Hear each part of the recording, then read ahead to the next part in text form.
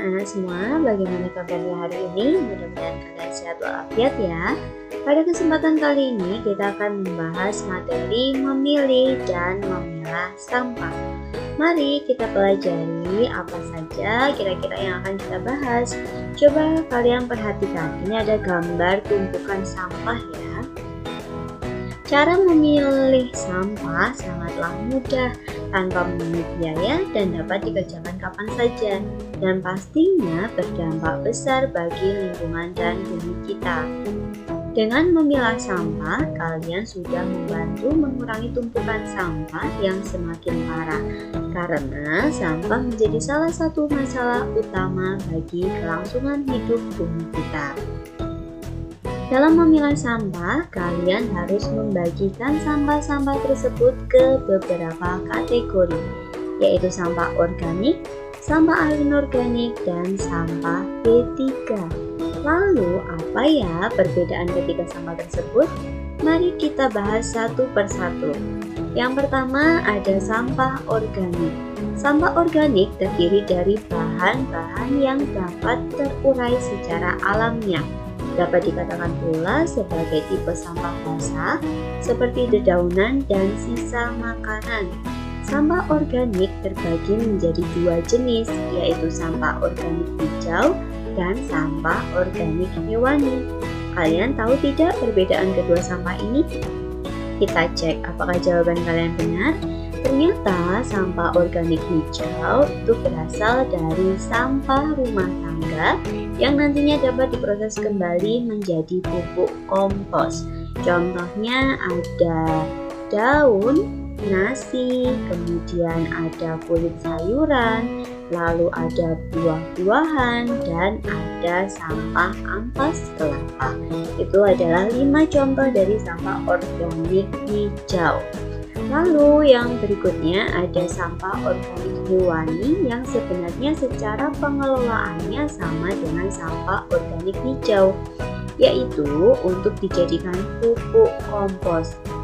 Hanya saja, sampah organik hewani justru berasal dari bagian-bagian hewan yang tidak dapat dicerna, seperti sampah tulang ayam, lalu ada sampah kulit udang, dan sampah duri ikan. Ini adalah 3 contoh sampah organik hewani. Yang kedua, kita akan membahas sampah anorganik. Sampah anorganik adalah jenis sampah yang berasal dari bahan-bahan yang cenderung berbahaya dan sulit terurai secara biologis. Proses penghancurannya juga membutuhkan penanganan di tempat khusus. Contoh sampah anorganik ada yang tahu? Iya, contohnya yang pertama ada plastik, lalu ada kaleng, dan juga ada styrofoam. Masih banyak lagi contoh sampah anorganik ya anak-anak. Kemudian kita akan membahas juga ternyata sampah anorganik ini bisa disebut juga sebagai sampah kering. Apabila sampah-sampah anorganik sudah tidak digunakan, maka segeralah buang ke tong sampah agar pada nantinya sampah tersebut dapat didaur ulang dengan dijadikan sebagai barang-barang lainnya yang bisa digunakan kembali, seperti sebagai contohnya ini ada digunakan untuk membuat tas ya anak-anak dari plastik. Lalu dimanfaatkan juga ini botol bekas untuk membuat vas bunga. Lalu ini ada juga botol bekas yang digunakan sebagai bahan dekorasi.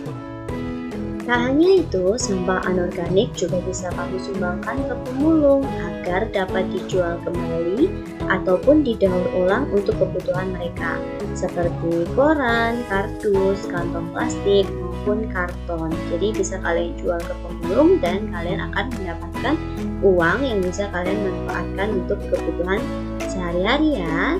Kemudian ini yang ketiga ada sampah B3.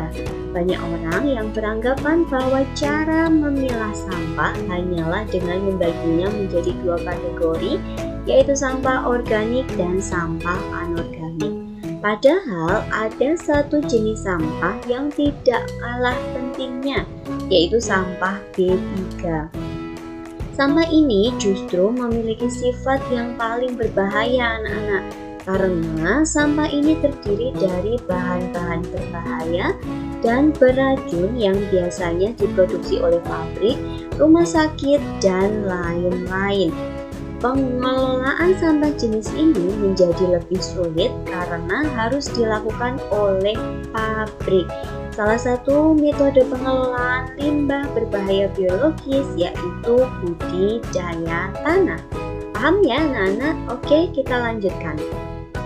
Setelah kamu mengetahui tentang cara memilah sampah yang baik dan benar, maka selanjutnya yaitu dengan mengetahui prinsip 4R yang seringkali digunakan dalam pengelolaan sampah rumah tangga. 4R sendiri merupakan singkatan dari replace, reuse, reduce, dan recycle. Kita bahas satu persatu ya anak-anak. Dari replace atau mengganti, artinya mengganti seluruh barang di rumah dengan produk ramah lingkungan dan hindari pemakaian barang sekali pakai. Contohnya seperti ini. Biasanya kalian menggunakan tas plastik untuk berbelanja. Dengan replace, maka kalian akan menggunakan tas belanja kain atau kita pindah tas plastik diganti dengan tas belanja kain. Lalu yang kedua contohnya adalah dengan botol plastik. Tempat minum bisa kalian ganti dengan botol minum yang lebih lama bisa kalian gunakan seperti ini. Dan ketiga adalah styrofoam yang biasa kalian gunakan untuk menyimpan makanan, bisa kalian ganti dengan cara menggunakan tempat makan.